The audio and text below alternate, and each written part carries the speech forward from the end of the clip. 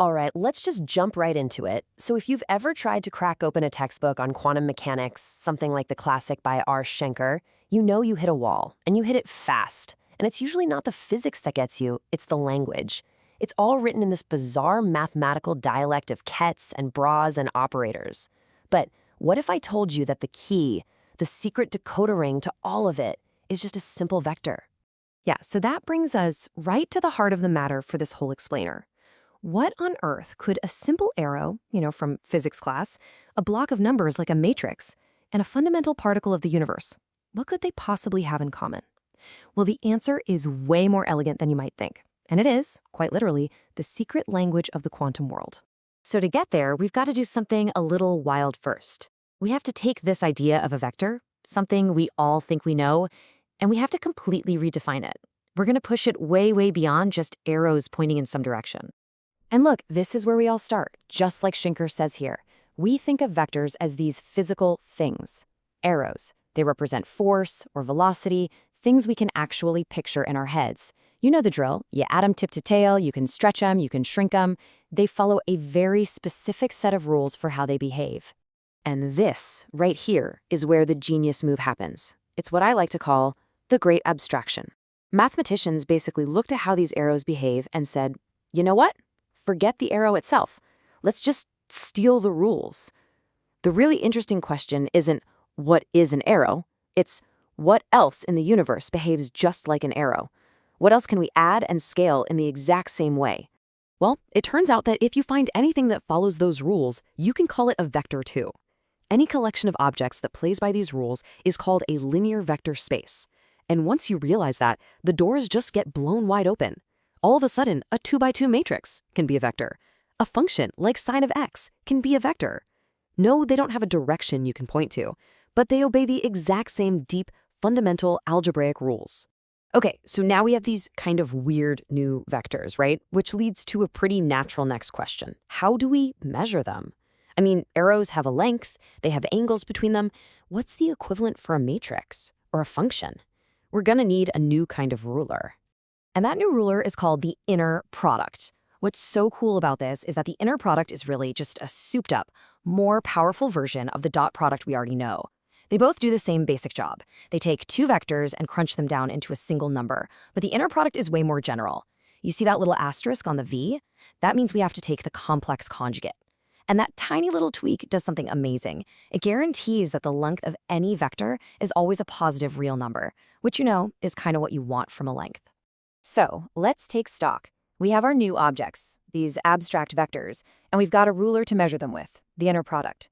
So what's the next piece of the puzzle? Well, it's change. How do these vectors transform into one another? The answer is with these things called operators. And really, an operator is just an instruction. It's a rule that takes in one vector, does something to it, and spits out another vector. The simplest way to think about it is a rotation. An operator could be the instruction, take this vector and rotate it 90 degrees. And here's what that looks like in practice. It's brilliant. In this abstract world, our instructions, our operators, they usually take the form of matrices. This specific matrix right here, it's the complete instruction manual for rotating any vector by 90 degrees around the x-axis. So when you feed it the vector j, which points along the y-axis, it does its thing and spits out the vector k, pointing along the z-axis. Exactly what you'd expect. And that brings us to the absolute core of everything we've been talking about. We've got our vectors, we've got our operators that can change them. Now we're going to ask a very, very special question that is the key to unlocking all of quantum measurement. Think about this. What happens when an operator acts on a vector, but it doesn't really change its direction in this abstract space? What if the vector is so special that all the operator can do is stretch it or shrink it? Well, those special vectors are everything. This beautiful, simple-looking equation is called the eigenvalue equation, and it is the whole game. Here's how to think about it. The operator omega, that's the question you're asking the system. Like, hey, electron, what's your energy? The eigenvector, v, is a very special state of that system that has a simple, definite answer to your question. And the eigenvalue, that little omega, is the answer. It's just a number.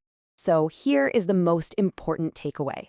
When you measure something in the quantum world, anything at all, The result you get must be one of these special numbers. It has to be an eigenvalue. It's like nature is only allowed to give you answers from a specific, pre-approved list that's determined by the question you're asking. You can't get anything in between. So now, finally, we can put all the pieces together. This whole journey through abstract math with vectors and operators and eigenvalues, this isn't just some clever analogy. It is the language of quantum mechanics.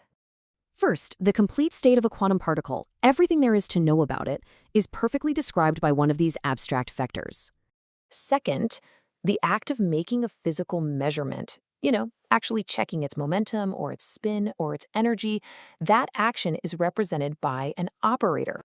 And third, the specific number you see on your detector, the result of your measurement, can only be one of the eigenvalues of that operator. That's it. That's the fundamental grammar of the universe. And here's the final, beautiful reason why this all works. See, there's a special class of operators we use for physical measurements, and they're called Hermitian operators.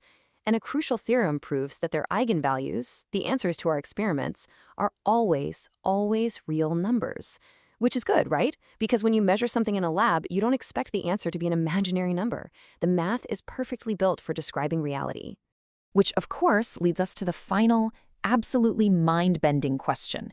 If a particle can only ever give us one of those special eigenvalue answers when we measure it, what was its state a moment before we asked the question? Was it something else entirely? A combination of all possible answers at once? And that is where this simple idea of a vector leads us, right to the edge of quantum weirdness. And it's a topic for another day.